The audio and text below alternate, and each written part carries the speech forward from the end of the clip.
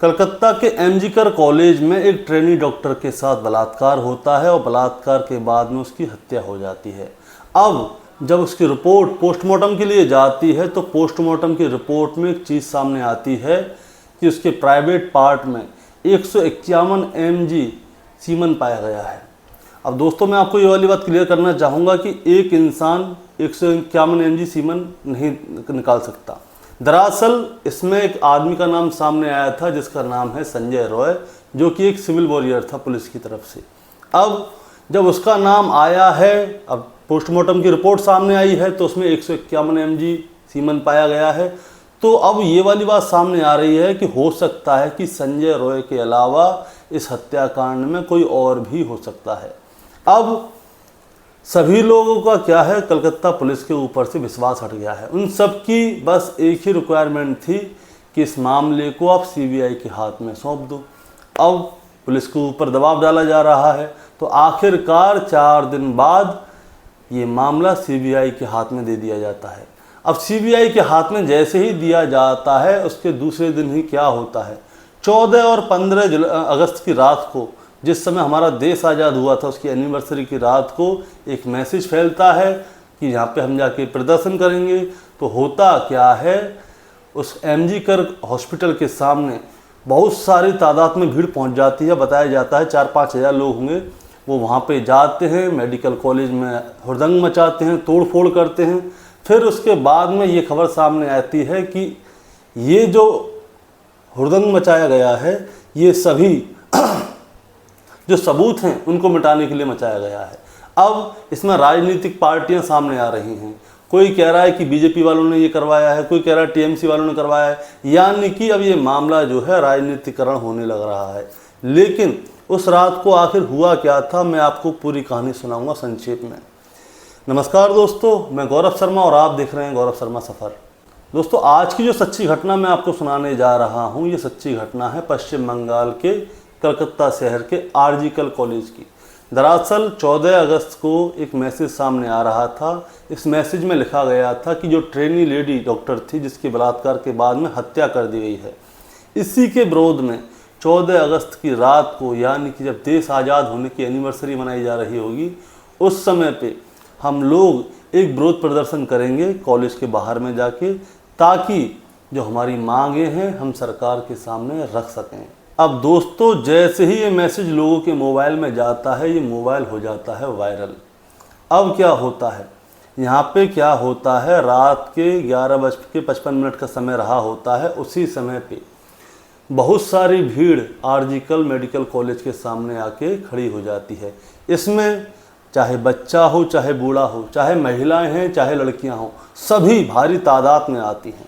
दरअसल दोस्तों इसमें सभी अखबार अपना अलग अलग एक अनुमानित अंक दे रहे हैं। कुछ लोग कह रहे हैं, कुछ अखबार कह रहे हैं कि 5,000 लोग होंगे, कुछ कहते हैं कि 1,000-2,000 होंगे, कुछ इससे कुछ अलग बता रहे हैं।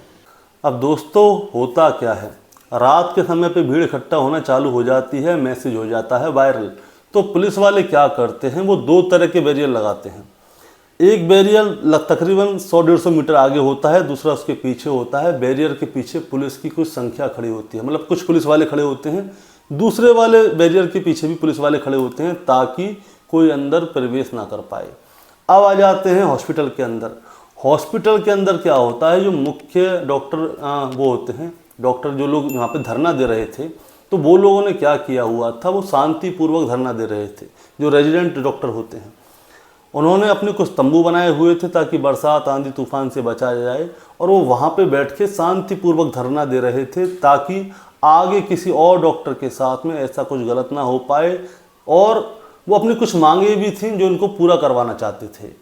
अब इसी बीच इन लोगों ने एक योजना बनाई थी कि 14 अगस्त रात को 11:55 पे हम हॉस्पिटल से एक रैली निकालेंगे, जिसे कि हम श्याम नगर तक लेके जाएंगे, ताकि हम लोगों को ये संदेश दे सकें कि हम लोगों की ये मांगे हैं और इन मांगों को जल्द से जल्द पूरा किया जाए।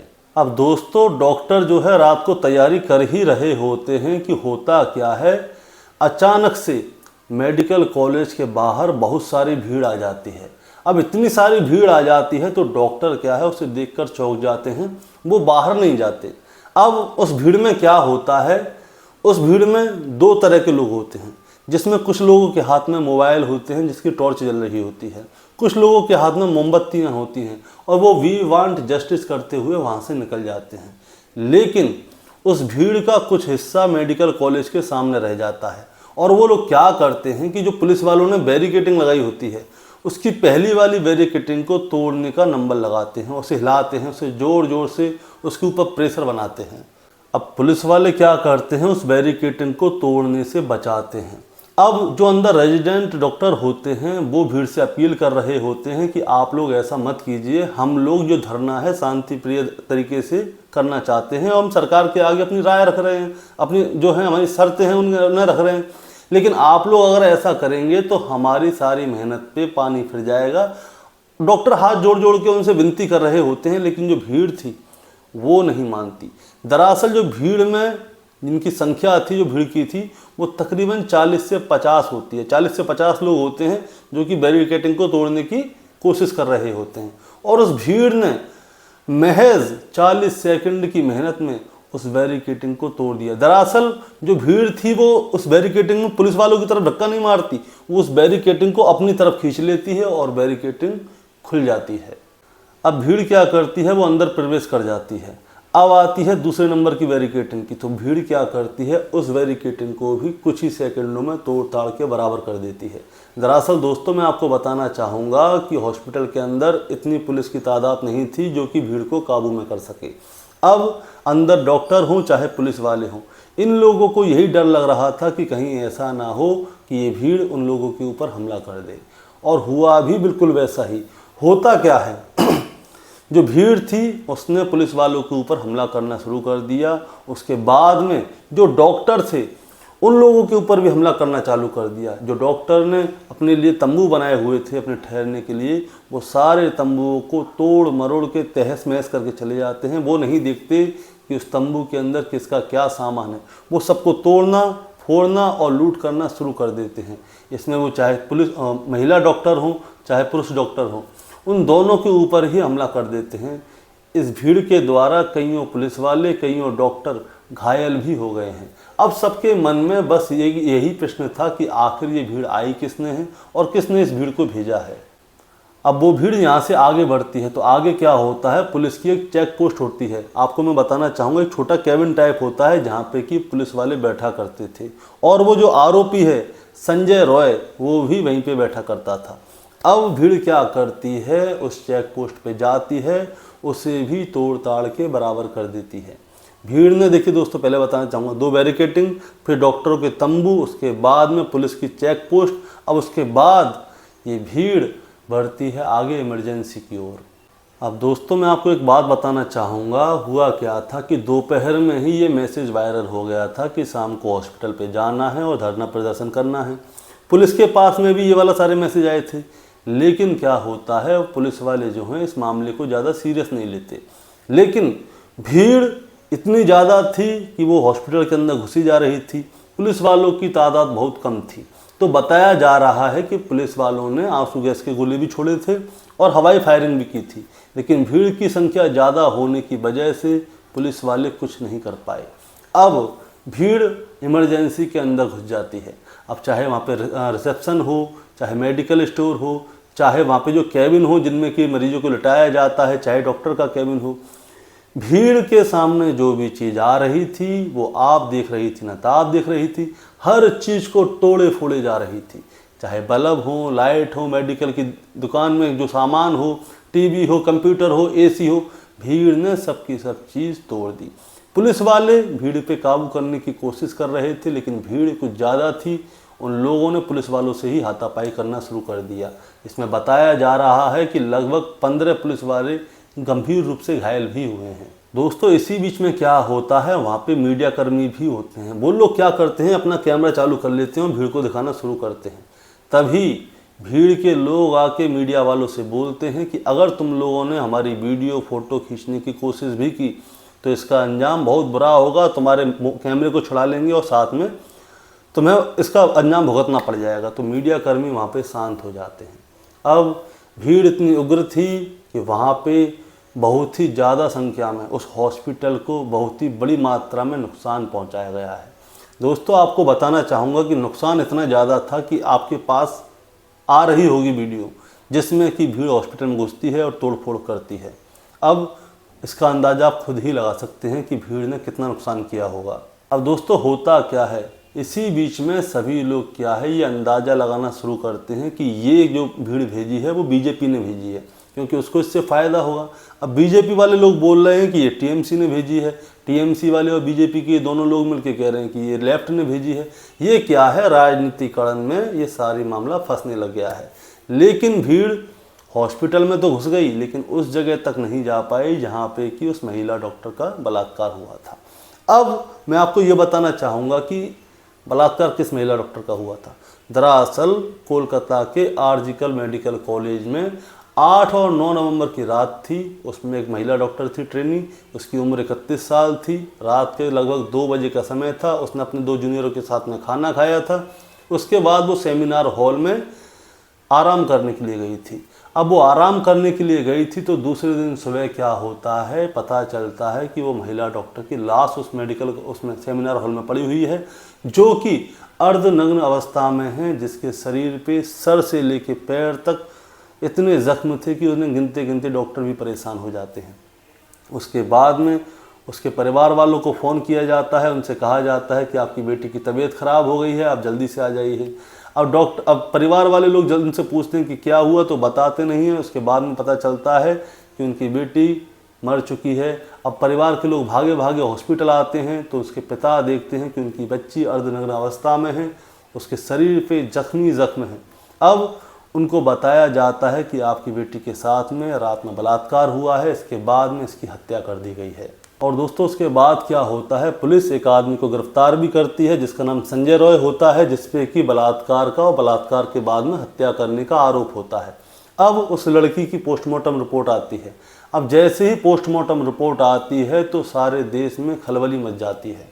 दरअसल देश में खलबली इसलिए मची क्योंकि गिरफ्तार किया गया था एक आदमी, लेकिन उस लड़की के प्राइवेट पार्ट में 151 mg सीमन पाया गया था, जो कि एक इंसान के थ्रू नहीं आ सकता।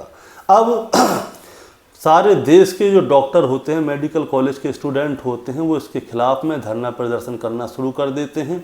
और सभी के मन में एक चीज़ आती है कि पुलिस कुछ ना कुछ करके जो सबूत हैं उनको मिटाने की कोशिश कर रही है और पुलिस किसी को बचाने की कोशिश कर रही है।